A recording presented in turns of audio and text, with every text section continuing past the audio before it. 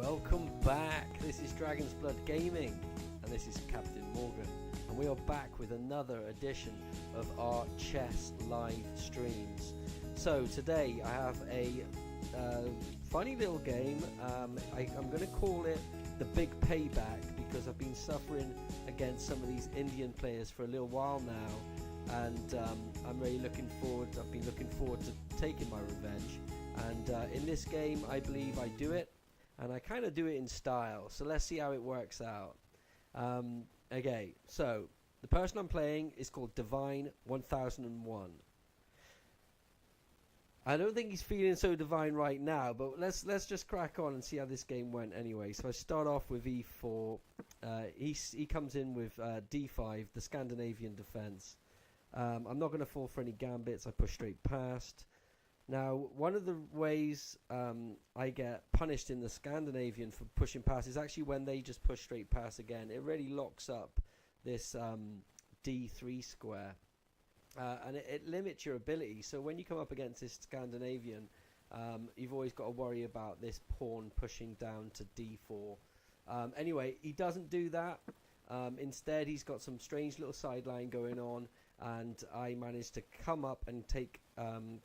cover that d4 square that I was worried about, which is great. Anyway, he brings out his knight, attacks that d4 square immediately. I cover it with my knight. He's got another weird flank attack coming down there. Not sure what that's all about. Anyway, I bring my second knight out. Next, he's pinning my knight to my queen. I don't like that too much, but anyway, I force him into it. I push my pawn.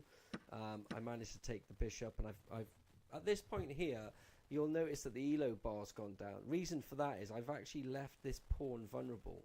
So this was an oversight on my behalf. I shouldn't have done that because he would have been chasing my my queen. So it's definitely something I'll be looking out for future games. I don't want to leave that pawn vulnerable to attack, especially when it gets a tempo on the queen. So moving on. Yeah, he's just made a developing move. Obviously, he wants to bring his bishop out. My next move. Okay, so I've brought the now I've finally covered that pawn, but also I'm bringing my knight across to the king side, looking for some attacking possibilities with the queen. Anyway, moving on.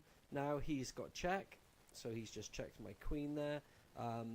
Couple of options. Obviously, one of the worst ones is to bring my bishop out, lose casting rights. Definitely don't want to do that. So what I did do, what you should do, is push the pawn up. That's giving you a connect 4, which is great, very strong, and it's made his bishop back off. Now I thought, well, let's just give his bishop a bit more hassle, so I've pushed that b pawn. He's run away. I kept pushing pawns, and I finally got to push his knight away. So yeah, so he's at the moment feeling a little bit glum. We've chased him all around the houses, as you do. And what is my next attack? What am I looking at? What have we got? What's available? Okay, so I've continued with this knight move, leaving this pawn alone. Which really, ideally, I need to try and get this. This pawn needs to be backed up by something. He's brought his knight out. You can see the elo bar's not looking good. He's looking like he's about to castle, which could be good for him. It could be bad for him. If he does castle, then it's not going to take much for me to get the checkmate. So let's see what happens. Whoa, whoa, whoa, whoa, whoa. Hang on. That was a shame. Don't know why it does that. It goes for next. I've clicked on next key move. My mistake. Anyway, what have I done here? I'm looking to castle. I've brought my bishop out. His move. He's attacked the knight. I actually wanted him to do this to ruin his kingside. His chances of casting with a decent kingside defense. So he's really screwed that up there because, in fact, he's helped me to develop the knight onto the spot that I was looking for. So let's see what happens next. Now, at this point here, I think he noticed that I had a check come in. And he didn't want me to check his king. So he's escaped out the back door. He's trying to run to safety. At this point here, I noticed that there was a pawn hanging.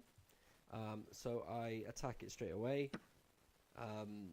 Now, I took a minute to think about this because I saw a check. I saw a check here, and then I thought, well, how do I continue this? Like, where's it going to go? So let's see what he did next. He attacks my my queen, which is, you know, you would think that was a great attack. However, he didn't see it, well, whether he's seen it or not. He didn't realise that the check with the knight means that he can't do anything with my queen. Now, at this point, I was feeling like my queen's a bit vulnerable. You know, it's right up there. You know, it's in the thick of things. I haven't even castled yet. So, you know, is this queen going to get picked off sooner or later? I noticed that there was a retreat square. I can get out of it if I need to. So let's see what he does next. Obviously, he needs to move his king, sorry. So there we go, the king. Now, there was a couple of options. Obviously, I could retreat, get my... Oh, I couldn't go to that one because that was covered by the knight. So I could either go here, or actually just... Whoa, here, or run back to here. So I thought about all these options, and then I thought, hang on, there's another pawn hanging here. So I took it and puts him in check. Now, again, I'm like, ooh, where are my escape squares? So I could escape here at this point. That was about all I had available to me. I had one square available to escape. Next, obviously, I couldn't go to this one because of this knight. So next, he's under... so he's only got one option, really. He can either sacrifice his... Well, not sacrifice his queen. He can trade queens, or he can move his king one more time and feel like a little bitch because he's being pushed around the houses. That's what ended up happening. Now, at this point here, I noticed, oh my god, he's got another check. Let's see what happens now. Got the next check. Now, this is where my windmill attack starts. He's come forward. I've taken his rook. Obviously, he's in check again. Cannot take the knight. Next move. He's moved back. Obviously, I've got the check again. Take the bishop. He's in check again. Take... Oh, come on. Whoa, whoa, whoa, whoa, whoa, whoa, whoa, whoa, whoa, whoa. Getting a little bit... trigger happy with the next key move button there. Sorry about that. Anyway, we're getting back to this movement, the windmill. So we've got... Let's see the windmill. So it starts here. We've got check, take rook, check, take bishop, check, take rook. So at this point here, he's devastated. In fact, he took how long? He had nearly 8 minutes on the clock. By the time he actually got around to making his next move, he was left with less than 30 seconds on the clock. Anyway, that's obviously not enough time for him to be able to play through and give me enough time to check him. But let's see what happens anyway. Managed to get another pawn there. I did have the opportunity to take this pawn. I kind of like made a bit of a blunder here because I should have just gone straight in, taken that pawn and threatened the queen. I didn't. I did it on the second move.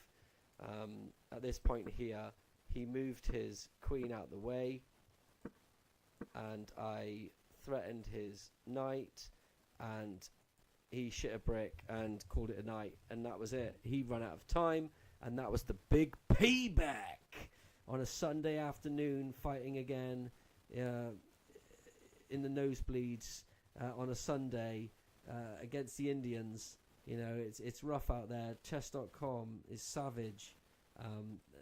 There's actually some extremely difficult fights going on, just trying to get to 1,000. There's some fun competition, and it doesn't matter how good you are, you'll always make a mistake, or you would think you would, unless you're a master. So yeah, I'm still enjoying it. I hope you're enjoying it too. I'll see you on the next one. Take it easy. Adios. Sayonara.